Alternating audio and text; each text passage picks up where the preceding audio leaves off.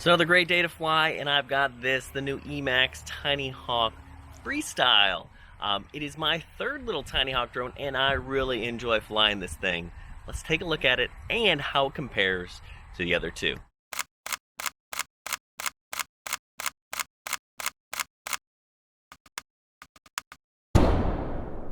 So we have three Tinyhawks. Which one should you get? The new Freestyle, the original, or the TInyhawk S. Let's talk about first what these three drones share. A lot of the internal components are the same.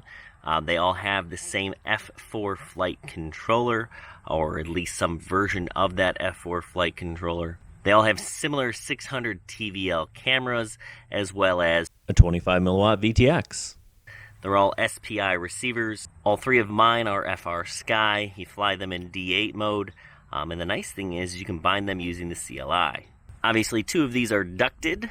They do have slightly different frames. But the big thing that makes them different, other than the Freestyle, is this carbon fiber. Awesome carbon fiber frame. The Freestyle uses 7,000 kV 1103 motors. Definitely a lot more punch. We have larger Avan 2.5 millimeter props on them. So the motors on the two ducted quads are pretty similar, with this original having slightly larger 08025 15,500 kV motors, and then the TInyhawk S having 0802 motors with 15,000 kV. So slightly different components, but all in all, they're very similar quads.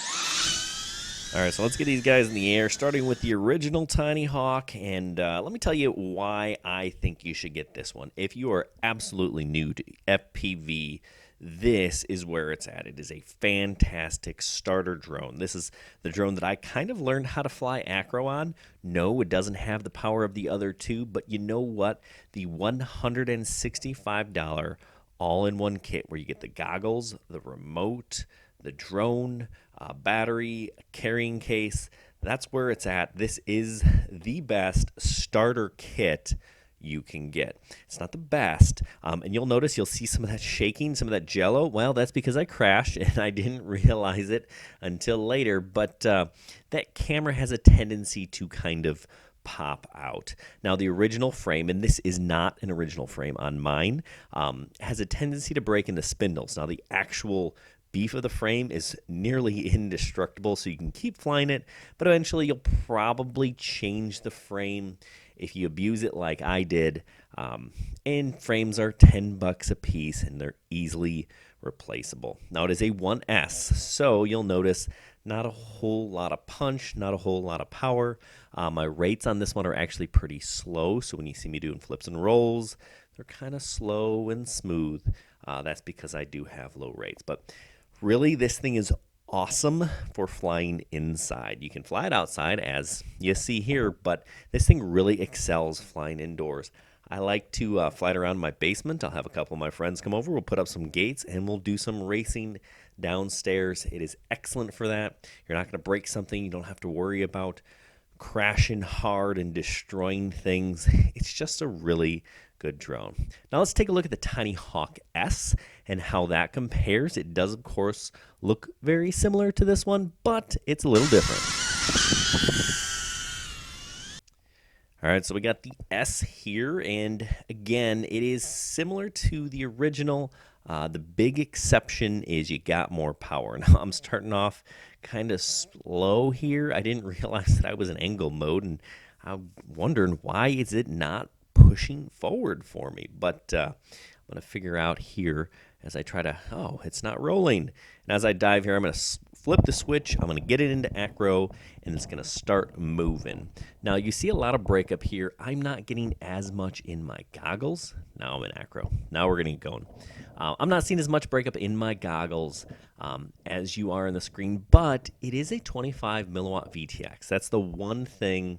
If I could change about all three of these, I'd put in a more powerful VTX, and I actually might do that with my Freestyle. But you can see this one, I'm getting a lot better punch going over those trees. Again, my rates on this one are still pretty slow, so my flips and my rolls not quite as crisp or as quick.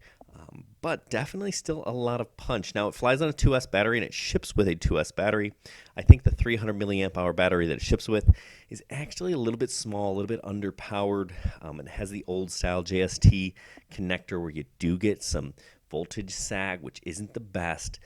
But really, this still is an excellent drone. You can fly inside or outside on 1S or 2S. So really, might it be better than the original? Yes.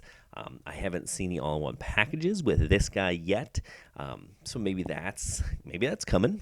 But really, this is fantastic. I like the power that it provides. Gives you a little more punch. You can fly it outside a little bit better, but you can still fly it on 1S. You can still fly it indoors. It still has the ducted propellers. And it does ship with the 4-blade props. Unlike the original, which only shipped with the 3, ships with the 4, so you can turtle mode right off the bat. A lot of fun. I really like it. Now, we're going to switch to the TInyhawk Freestyle here in a second and kind of know that drone and this one share a lot of the components. Really, the difference is going to be the frame and the motors. The motors on the TInyhawk Freestyle are a little bit beefier, so that's the big difference. All right, so here comes the Freestyle now. I love this thing. It is an absolute blast to fly. I get really good flight time. I'm getting over 6 minutes. I've heard people get over 8. That's probably flying pretty gingerly, but over 4, you're doing pretty good. 5, 6, pretty solid with this thing. But it definitely, look at that. I got a lot more punch.